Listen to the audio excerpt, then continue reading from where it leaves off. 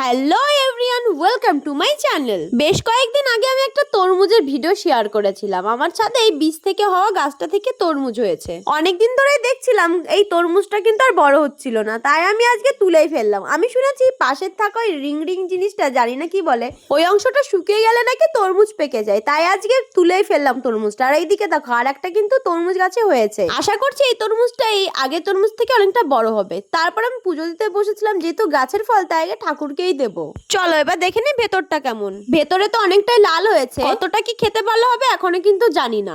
এই বছর অনেকের ভিডিওতেই দেখেছি যে তারা ছাদে এরকম বীজ থেকে তরমুজের গাছ বানিয়ে এবং ফলও পেয়েছে। ওনারা যখন পরে ভিডিও শেয়ার করেছে তরমুজটা কাটা, তো ভেতরে এরকমই লাল। আমার মনে হয় আমাদের এই ওয়েদারে যেহেতু তরমুজ গাছ হয় না, তাই এরকমই হয়তো ফলগুলো হবে। এবার চলো খেয়ে দেখি কেমন খেতে হয়েছে। যাই হোক, যেমনই পাকুক না কেন, খেতে কিন্তু বেশ ভালোই মিষ্টি। নেক্সট টাইম ট্রাই করে দেখবো এর থেকে যদি বড় তরমুজ গাছে ফলাতে পারি।